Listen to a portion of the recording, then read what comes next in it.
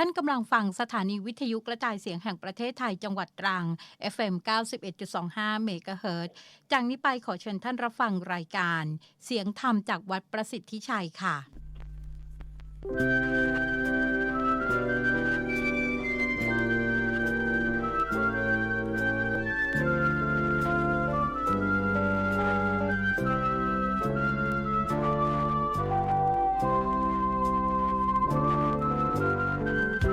คนเราทุกคนว่ายวนผลกรรมนำเนื่อง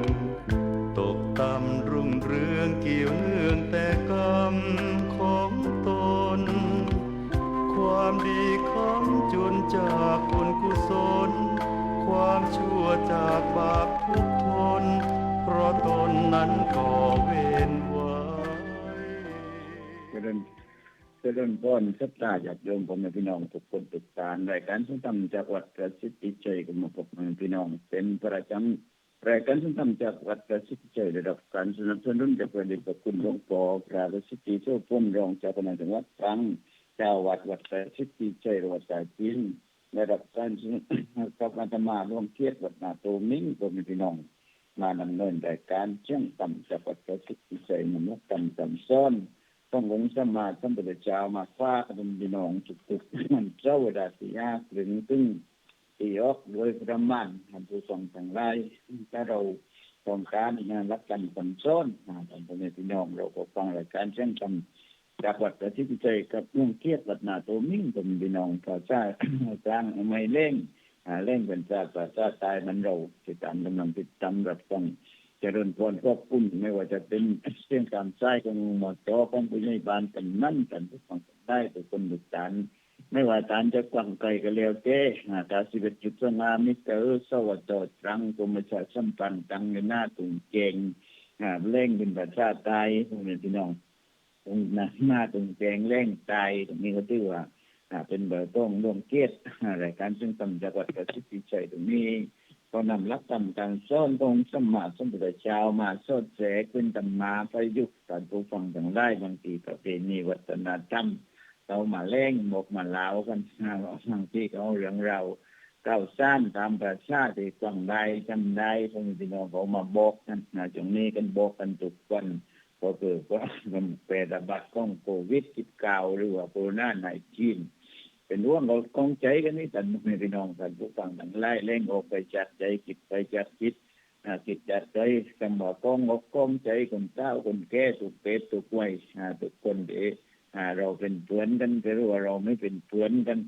เราก็ออกกองใจกันเพราะเห็นโรคเป็นระบาดอยู่2-3 ปีแล้วท่านผู้ฟังทั้งหลายถ้ามันจนคนเดินดินมันเราก็ถือว่าต้องเฝ้าระวังออกจากเรือนจากบ้านใช้หน้าตาขนาดไม่ออกไปไม่ปกเจลแอลกอฮอล์กลุ่มชงกลุ่มเสี่ยงตรงไหนเดี๋ยวก็ไหวเป็นอยู่เช่นใดก็อยากไปเล็กเดียงก็เล็กเดียงได้ถ้าว่าไม่ออกจากเรือนจากบ้านตรงไหนใดก็อย่างนี้ตรงนั้นเป็นการประสาทชาวบ้านกันผู้ฟังทั้งหลาย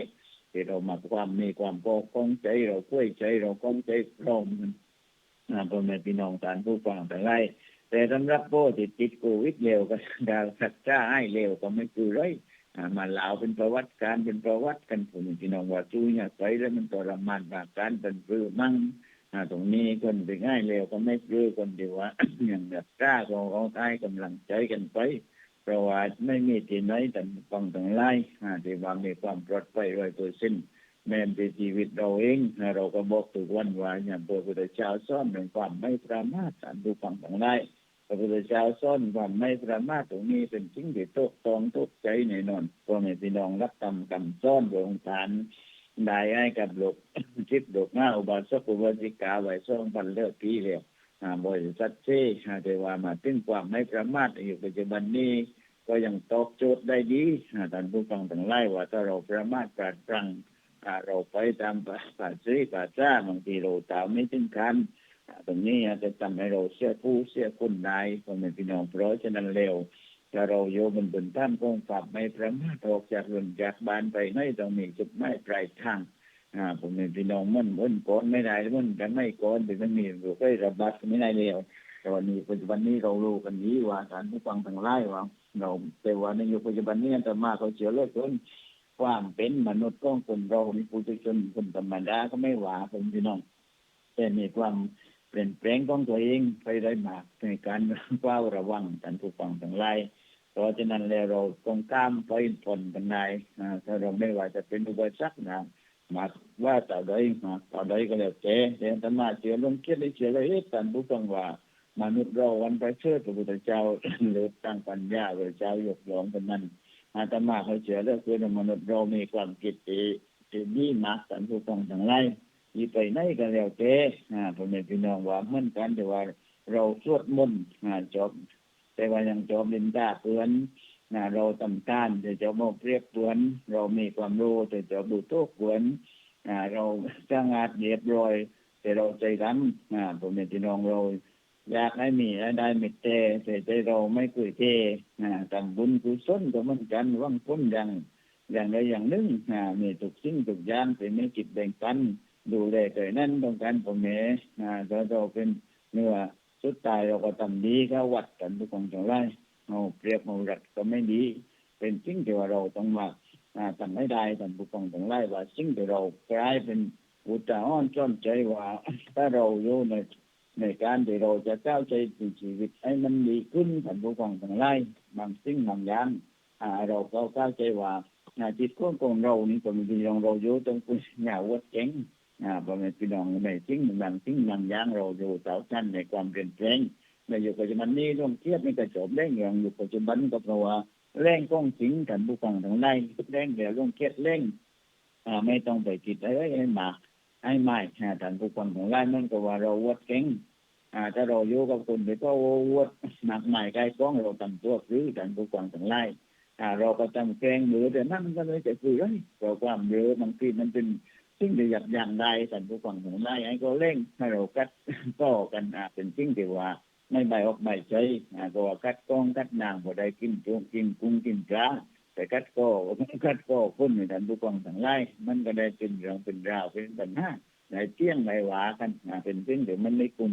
ถ้าโยกันคนวัดเก่งเราเก่งหรือถ้าท่านผู้ฟังทั้งหลายเราเจ้ามันก็ว่าเอาปลาไปใกล้ส่วนแต่ไม่ใจว่าเลยตัวบัณฑิตจะเป็นได้ท่านผู้ฟังทั้งหลายไม่ใช่เพียงเป็นต้องเว้บัณฑิตคือแปลว่าผู้เรารู้ทุกสิ่งแต่ไม่เราจะแก้กันนะท่านผู้ฟังทั้งหลายแต่ว่าคนในยุคปัจจุบันนี้แต่มาก็เชื่อเรื่องคนว่ามากความจริงนี่เป็นปรากฏให้เห็นแต่ว่าส่วนมากที่เราได้ใจกระจายน้อยท่านผู้ฟังทั้งหลายแต่ว่าคนในยุคปัจจุบันนี้ไม่เข้าใจความจริงเป็นการประกอบอาชีพของในพี่น้องการผู้ฟังที่เราเห็นกันในข่าวสั้นก็ดีในได้ก็เร็วเจ๊ตอนนี้ในชีวิตประจำวันได้ก็ดีทำให้พี่น้องการผู้ฟังต่างได้เราจะเห็นไงว่าคนไม่ใจความเก่งแต่ว่าความจะเยอะแต่ย่างเนี่ยมาใช้ได้มาแต่ว่า ต้องการให้เป็นสิ่งนั้นสิ่งนี้ก็ไม่พี่น้องสิ่งนั้นสิ่งนี้ก็คือสิ่งที่ว่าเราพึงปรารถนาไม่ได้ก็สิ่งที่เราพึงปรารถนาไม่ได้ตรงนั้นเราก็วัดเราทำนั้นได้ทำนี้ได้แต่ว่าคนที่ว่าเขาจะลาดจะเลี้ยวก็มีพี่น้องจะเลี้ยวจะลาดมันก็เกรงว่าวินิจฉัยทำให้ดีว่าสิ่งนี้ที่เป็นปรากฏขึ้นมันมีพ้นมันมีมีพ้นมีปัจจัยอยู่มากมายแต่ถ้าว่ามันมีปัจจัยเลยเราต้องรู้จักแก้มันนะท่านผู้ฟังทั้งหลายถ้าเราคิดมันชีวิตก็ลงเครียดเร่งเป็นประจำท่านผู้ฟังว่าการใช้ชีวิตเป็นเรื่องที่ไม่อยากเลยในยุคปัจจุบันนี้ก็ดีในอดีตท่านมาก็ดีในอนาคตใหม่ก็ดีคนเราอย่างนี้ว่าตัวท่านผู้ฟังทั้งหลายได้ลงเครียดยกตัวอย่างว่าอย่างนี้ด้วยตัวนั่นคือตรงนี้เราทำให้เราคิดนั้นเราคิดแล้วเราคิดนั้นเราก็ทำนั้นไม่ต้องคิดให้มากท่านผู้ฟังทั้งหลายในการใช้ชีวิตของแต่ละวันแต่ละปีก็แล้วแต่เราคิดไม่มากตรงนี้ก็คือเราเป็นกรอบของคนดีท่านผู้ฟังทั้งหลายการใช้ชีวิตของแต่ละวันเมื่อนาตามาจริงๆก็บอกว่ากินข้าววันละต้องเบอร์ชั้นเบอร์เจ้าชั้นเบอร์เตียงเบอร์เย็นเวนแบบในปีนองนามปานาอย่างมั่งไม่อย่างมั่งก็ตามป่าซี่ป่าซ่าตามปลาบานไรบานหน้าพ่อแม่พี่น้องไม่เจอใจกันบ่อยากจนแต่ว่าใจกันว่าบ้าตาซี่ตาซ่าปลาเจ้าบ้านนี่พ่อแม่พี่น้องโยบานมันไรบานหน้าก็คืออย่างไรเขากินนั้นไม่กาแฟก็ไม่ต้องกินอย่างนั้นกินนิ่ก็ต้องกินนิ่กินพ่อแม่พี่น้องเรื่องนำจงตามจ้าเราก็ตัดปัญหาเพราะว่าปลาเราก็ทำมันในนักหน้าท่ากันโดยเย็นเผื่อเจ้าว่าเว้นแต่มั่งไม่ได้เพื่อจะรักษาสุขภาพเราให้ดีท่านผู้ฟังทั้งหลาย เราก็ทำได้ถ้าเราฝึกให้เป็นนิสัยท่านผู้ฟังทั้งหลายทุกสิ่งทุกอย่างร่างกายเรานี่สามารถจะเป็นเพลงได้ถ้าเมื่อเราโยกับคนเด็กที่โบเราเก่งทำใบแต่มันได้ยินนั่งให้มันเล่นไปคนเดียวท่านผู้ฟังทั้งหลายเราอย่าไปกัดคอกัดปลายกันว่ากัดก้องกัดนางบ่ได้กินปลากัดสิ่งนี้ที่เราก็ไม่เล่นมากเพื่อความระบายบางทีบางสารก็อยากนำเสนอท่านผู้ฟังทั้งหลายในยุคปัจจุบันนี้เพราะว่าโลกมันหลากหลายมันเปลี่ยนแปลงมากมายท่านผู้ฟังทั้งหลายบางคนเล่นหนังเล่นอาตมาเองอาตมาดังเล่นกับอาตมาในท่านผู้ฟังทั้งหลายอาตมาเขาไม่ได้จำที่หน้าว่ารังเกียจแต่ว่าเขาฟังได้เราทุกสิ่งทุกอย่างมันเป็นความรู้ท่านผู้ฟังทั้งหลายเราฟังให้เป็นตามความรู้ก้อยบูให้เราก็ไม่ซื้อไรเพราะว่าสิ่งที่ก็บูนั่นก็มีนักต้านไม้ก็มีเอ็ดพ้นอยู่แล้วพี่น้องเป็นสิ่งที่อ้างอิงพอต้นมาคนในยุคปัจจุบันนี้ก็เล่นใน YouTube มั่งเล่นกันใน Facebook มั่งเล่นกันในโน่นนี่นั่นมั่งแต่ท่านนักการตนาก็บอกว่าถ้าเล่นได้กันเป็นคนฝากข้อมูลมาแล้วถ้าเล่นในความว่าไม่จะเป็นเรื่องที่มันเปรกเลยอาตมาจะไม่บอกว่าโบแต่ว่าอาตมาก็จำบายมันพอสิ่งนั้นไม่รู้ทีสิ่งนี้ไม่รู้ทีมันเขาเล่นเรื่องโควิดนี่ท่านผู้ฟังหนังได้ที่ข่าวถ้าไปทุกคนก็รู้ต่างเป็นว่ามันลงไปในตุ้งในปอดแต่ว่าเราทำหรือว่าย้ายติดแล้วรักษาง่ายท่านผู้ฟังต่างได้เพื่อจะไม่เป็นเปรตเป็นไฟกับเราได้ศึกษาเรื่องนี้ก็รู้ต่างท่านเดียวเราไม่ต้องกลัวจนว่าหมากไม้ไกลกองท่านผู้ฟังต่างได้เพราะว่าวิธีป้องกันเนี่ยเราเพราะว่ามันอยู่กับปัจจุบันท่านผู้ฟังต่างได้อนาคตอันไกลอันแก่นี่ก็คงจะไม่นานจะหมดไปแต่ถ้าทุกคนไม่ระวังท่านผู้ฟังต่างได้ถ้าทุกคนไม่ค้นคว้าข้อมูลต่อใดมันก็ไม่มัดผมเป็นพี่น้องเพราะว่ามันยังปกปิดข้อมูลอยู่เพราะฉะนั้นถ้าเราปกปิดสิ่งใดก็แล้วแต่มันจะเป็นความลับตลอดกาลมันก็ไม่ได้เป็นความลับตลอดกาลแต่ว่ามันอยู่กับเรานั่นท่านผู้ฟังทั้งหลายแต่สิ่งใดก็ตามถ้าเราเปิดเผยผมเป็นพี่น้องมันอยู่กับเราไม่นานแต่ถึงโรคร้ายนี่ท่านผู้ฟังทั้งหลายเราให้รู้กับเรานานไปถ้าเราคิดตรงไหนเราก็บอกกันเปิดเผยนี่ท่านผู้ฟังทั้งหลายไม่มีใครอันตรายเสือเลือกเกินว่าในโลกในประเทศนี้ในโลกนี้ว่าต้องการเป็นโควิดจะเป็นฮีโร่ได้ไม่ท่านผู้ฟังทั้งหลายแต่ว่าสิ่งที่มันมาด้วยความไม่ตั้งอกตั้งใจมาความรู้เท่าไม่ถึงการความรู้เพราะว่าโรคไข้ไข้เจ็บนี่ผมเป็นพี่น้องมันมาไม่ใช่จับตรงไม่ใช่จับตรงได้มันไม่ใช่มีตัวตนท่านผู้ฟังทั้งหลายมันมีมาจากฝีมือของมนุษย์หรือว่าฝีมืออะไรก็แล้วแต่เราอย่าไปศึกษาตรงนั้นแต่เราให้เข้าใจกับสิ่งที่มันเกิดขึ้นแล้วพระพุทธเจ้าบอกว่าพิจารณาในสิ่งที่มันปรากฏพระพุทธเจ้าบอกว่าให้พิจารณาสิ่งที่เราเห็นตากับตาเราก็ดีหรือว่าจับต้องไม่ได้ก็ดีแต่ว่ามันเป็นหมาอันตรายการผู้ฟังทั้งหลายโควิดโคโรนาในจีนนี่คนพี่น้องที่ว่าเขากลัวบ่ได้ก็กลัวการแพร่ระบาดจริงๆแล้วถ้ามารักษาให้ไม่โดยทุกคนที่เราก็เห็นเลยที่เราเห็นต่างตัวจัดก็ดีต่างซื้อต่างๆท่านผู้ฟังทั้งหลายก็บอกว่ารับบานในทั้งให้เดียวสำหรับคนที่ว่านั่นนู่นนี่นั่นก็เป็นเรื่องที่ว่าเราต้องป้องกันในท่านผู้ฟังทั้งหลายโยกับคนเล่นมากโยกับคนเล่นมากเราทำปรือมั่งอย่างคนก็ว่าเราเกรงใจเลยท่านผู้ฟังทั้งหลายเล่นมาแต่ใดก็เราฟังต่างหมดอันนี้แต่เราเกรงใจเล่นมั่งลุ่งลืมมั่งเราคนเล่นมากเลยบางทีถ้ามีเหตุผลเราก็เหตุผลนั้นมาปรับประยุกต์เข้ากับตัวเองพอแต่ว่าไม่มีเหตุผลเราก็ทำว่ามันเบื่อเลยมันก็ใจปลื้การผู้ฟังต่างได้เพื่อความระบายของคนนึงอาตมานี่ตกเดียวเลยการผู้ฟังต่างได้บางทีก็มันดังต้อนอาตมาเป็นถึงเจียวบงต้องเจียวบงต้อนเรื่องราชนาปีตีมั่งต้อนเรื่องนู่นนี่นั่นมั่งต้อนเรื่องการทำวงทำวัดมั่งต้อนเรื่องการปฏิบัติมั่งหยุดนอกปองนออาตมาก็บอกว่าเป็นใจปลื้โยมเมื่อถ้าโยมทำได้ก็ดีทำไม่ได้ก็ดีก็ปฏิบัติกันโตคนฝากกันแล้วแต่อาตมาในบอกว่าทำใจเกินพ่อแม่พี่น้องท่านผู้ฟังทั้งหลายการนั่งสมาธิเดินจงกรมนี่เป็นเรื่องที่ยากเพราะถ้าทำเป็นแบบนี้ไปหยิบกันแล้วแต่ตอนนี้ทำไม่ได้ท่านผู้ฟังทั้งหลายแต่ว่าความไม่ว่าแกงจะปฏิบัติไปตามกำลังที่ยั่งพ่อแม่พี่น้องอาตมาเป็นคนที่ไม่ก็ปฏิเสธใจดังจริงเราทำแกงตายแต่มั่งพ่อแม่พี่น้องเขาเล่งมาก็ทำแกงตายทำเลื่อนแต่มั่งแต่เก็บไว้ในใจไม่ก็ไม่ได้เก็บไว้นานท่านผู้ฟังทั้งหลายโปรดใจอาตมาเองนี่คือเป็นสิ่งที่กันกรองสิ่งนี้ที่ดีก็รับไว้สิ่งไหนที่ไม่เคยพึงปรารถนาประจ้องไรก็เก็บก็ตุ่มมาตรงนั้นนะพี่น้องเนี่ยเก็บมาใจจะมองงั้นมันหลอกจะมองกระมันท่านผู้ฟังของมันกันท่านผู้ฟังพ่อแม่พี่น้องท่านทั้งหลาย แต่สิ่งไหนที่มันไร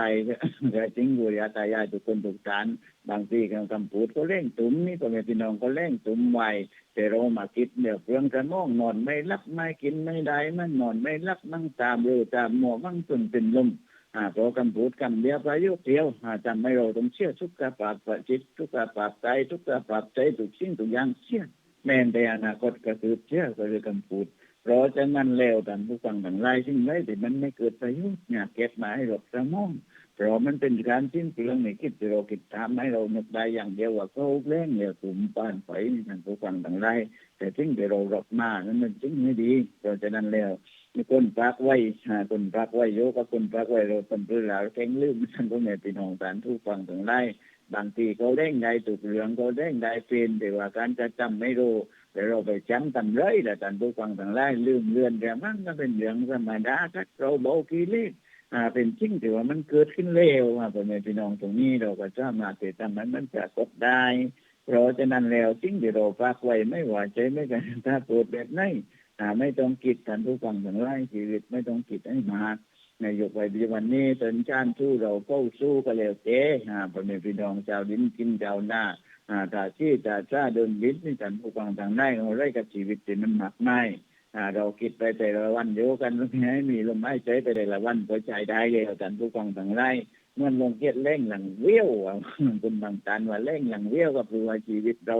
เร่งเดียวนี่ท่านผู้ฟังทางได้อาจารย์มาไม่ได้ซ่อนใครบอกกันตรงๆเลยว่าไม่ได้ซ่อนใครแต่ว่าเร่งกันมาก็เพื่อว่ามาประยุกต์ใจชีวิตตัวเองในใจปัญญาท่านผู้ฟังทางได้คิดไปแต่ละขั้นแต่ละเพราะ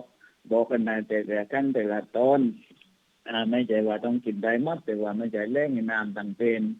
น้ำต้มเต็งน้ำต้มผงปักบุ้งลุ่งเล่งไปคำสุภาษิตคนก็ไม่ก่อนเขาเล่งกันผมเนี่ยพี่น้องแต่ว่าเล่งในเราทำได้แม้แต่เรื่องเจ็ดเดียวเราก็ทำได้เรื่องเต้าเราทำไม่ได้แต่ว่าเราเล็ดลวกเป็นตีตังท่านผู้ฟังต่างไล่ลวกตัวเต่าเจ็ดแต่ว่าก็ตีตังตีใส่หมากใหม่ไก่กงไม่รู้กี่ทิศกี่รอยปั่นเท้าเดินเท้านั่นก็คือความที่ว่าพวกอยู่เป็นความไม่ประมาทท่านผู้ฟังทางในเราพวกคงจะมีกำหนดการว่าตัวเย็ดเป็นธรรมชาติต้องสร้างร่างให้มันได้ใหญ่ชีวิตคนเราก็เหมือนกันท่านผู้ฟังทางในเราใจชีวิตแบบว่าเราใจเรียบร้อยอยู่ไปไม่เดือดร้อนโรคร้ายก็ไม่ถูกข้ามพอเราใกล้ดีกิจดีท่านผู้ฟังทางในถ้ากิจแบบคนเดียวไม่กิจเลยเราก็บอกได้เลยว่าน้ำใจมันไม่มี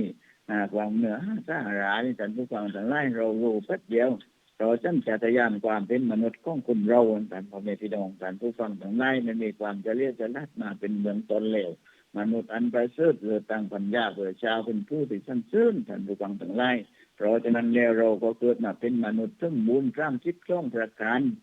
ท่านผู้ฟังทั้งหลายเคยนั่งว่าไม่เป็นมนุษย์ที่สมบูรณ์สมความเป็นตัวมนุษย์เป็นสมบูรณ์เรื่องสติปัญญาพร้อมท่านผู้ฟังทั้งหลายบางทีร่างกายอาจจะอ่อนแรงไปบ้างถ้าเป็นอย่างปกติตัวร่างกายพระเจ้าบอกเลยว่ายอมบุตรได้ไปทำการตามเวลาตามวิบากกรรมที่สร้างมาพ่อแม่พี่น้องเพราะฉะนั้นเราอย่าไปสนใจเรื่องร่างกายนี่แต่ว่าเราอยู่บนฐานของความไม่ประมาทให้เราเบี่ยงป้องกันตัวเองนี่ท่านผู้ฟังทั้งหลายบางคนก็คือว่าได้ใจละทานอาตมาก็บอกว่าชีวิตของคนเรามันอยู่บนความไม่ประมาทสติปัญญาเรายังแต่ว่าความปราดปรังถ้ามันในชีวิตเคยมั่งไม่ถึงไม่เคยมีแต่ไม่เกิดเลยสำหรับชีวิตตรงนั้นมาไม่ให้ท่านผู้ฟังทั้งหลายในคราวครั้งนึงพระเจ้าบอกว่ามีพระตายาโยมคนนึงมาขอว่าก็ชีวิตให้ผมอยู่ได้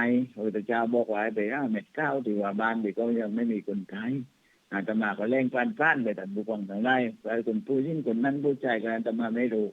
ท่านผู้ฟังทั้งหลายก็ยันก็ว่าบ้านนี้ก็ก้าวจากเสานั้นก็เกินเสานี้ถ้าว่ายังคนตายไม่ถ้ายังคนตายไม่เอา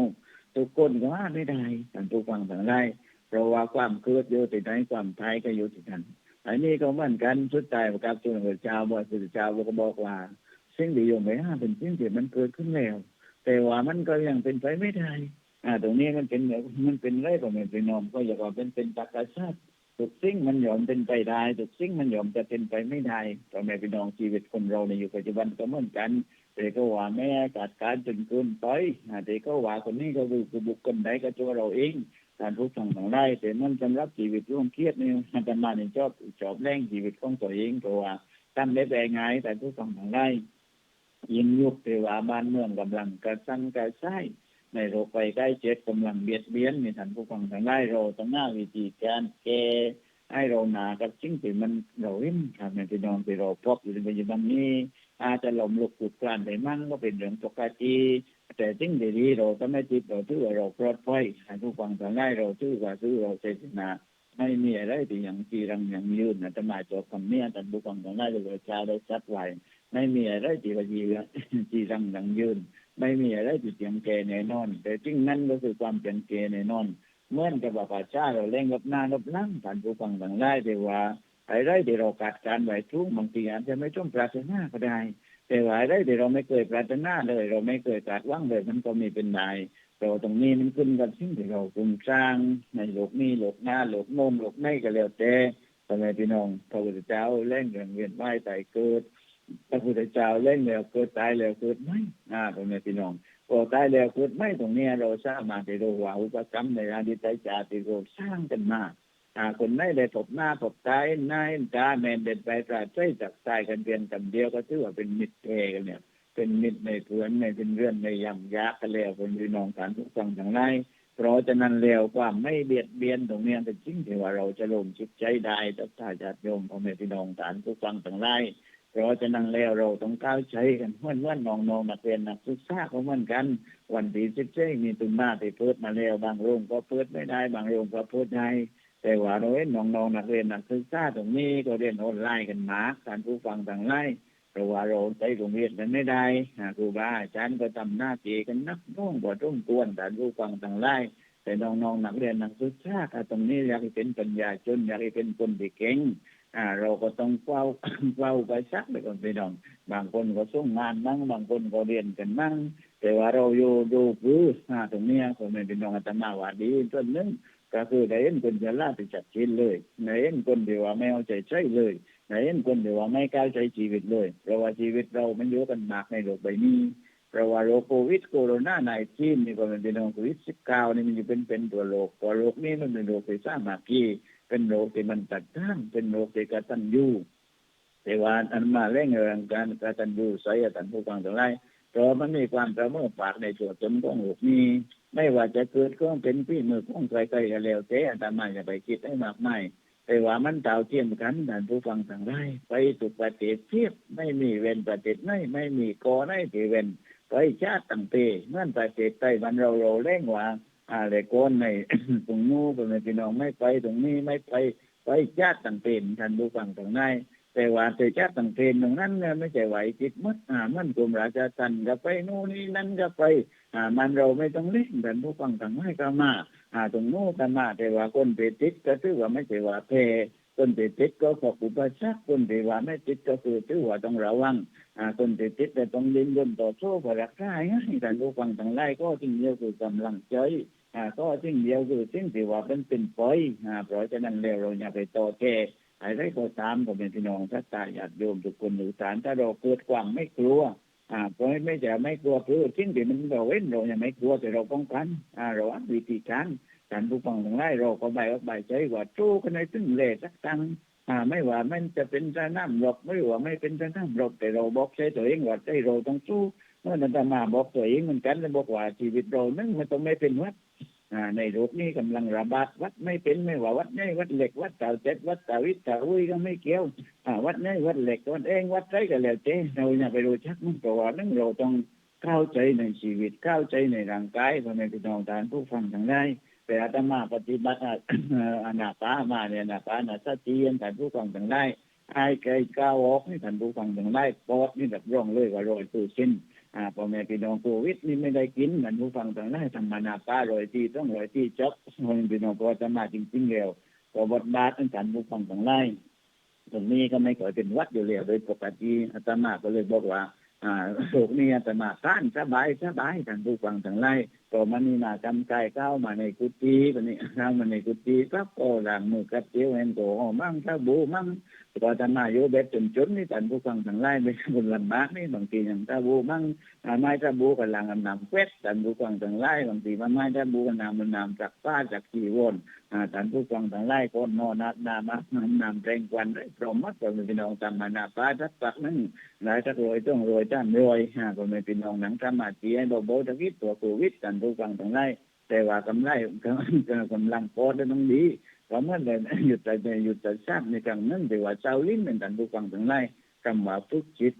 ตรงนี้อาตมาจบได้ท่านผู้ฟังทั้งหลายทำแบบยากบางทีดังป้องปังป้องปังป้องปัง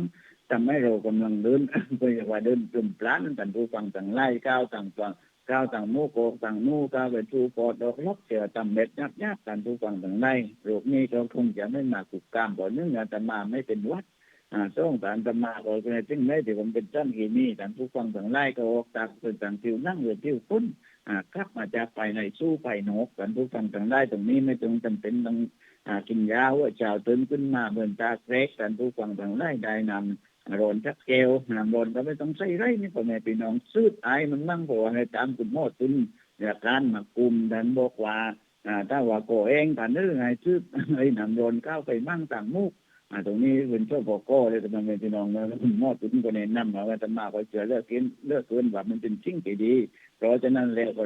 โรควัดก็ไม่เป็นท่านผู้ฟังต่างหลายตรงนี้เพราะว่าร่างกายเรามันไม่อ่อนแอท่านผู้ฟังทั้งหลายจิตใจของเรามันก็เตียงต่ำเตียงตรงเดียวตรงนี้บอกวิธีการกับศรัทธาญาติโยมพ่อแม่พี่น้องตรงนี้ก็ถือว่าตามเป็นกิจวัตรท่านผู้ฟังทั้งหลายกินน้ำร้อนด้วยแต่เช้า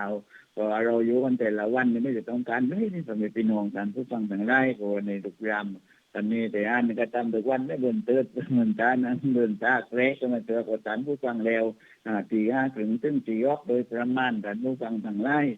ก็เล่งกันเป็นตาซ่าบันเราไม่ใช่เล่งแล้วให้เบาใจเบานั่นพอเล่งแต่เมื่อไงมันโล่งท่านผู้ฟังทั้งหลายโรคไรก็คุกคามเราไม่ได้เพราะมันเป็นน้องโรคไรก็กลัวเราถ้าเราเตรียมพร้อมทุกวันนี่ท่านผู้ฟังทั้งหลายวันนี้ยิ้มกับไรนั่งไม่แต่ยิ้มนั่นหน้าไปโปรกแต่ยิ้มกับดวงอาทิตย์ที่ไม่ขึ้นที่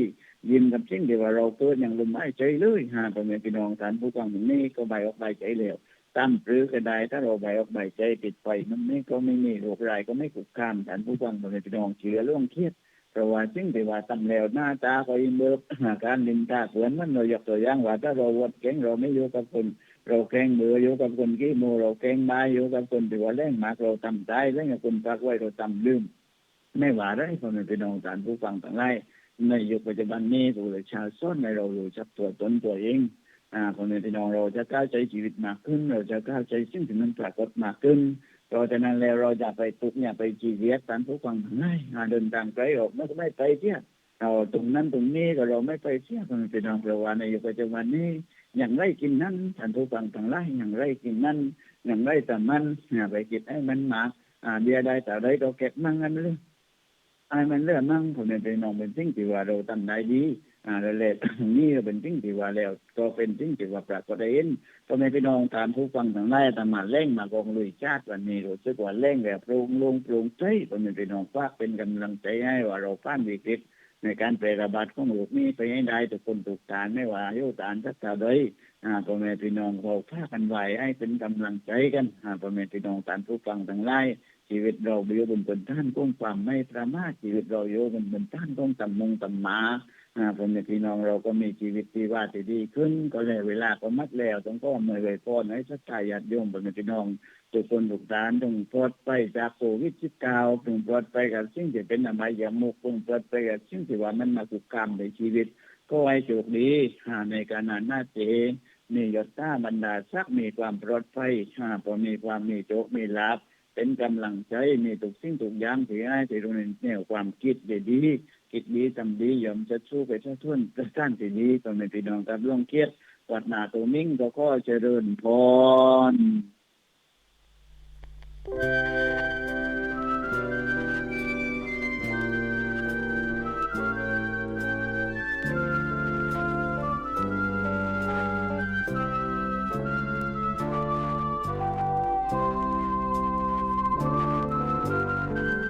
คนเราทุกคนว่ายวนผลกรรมนำเนื่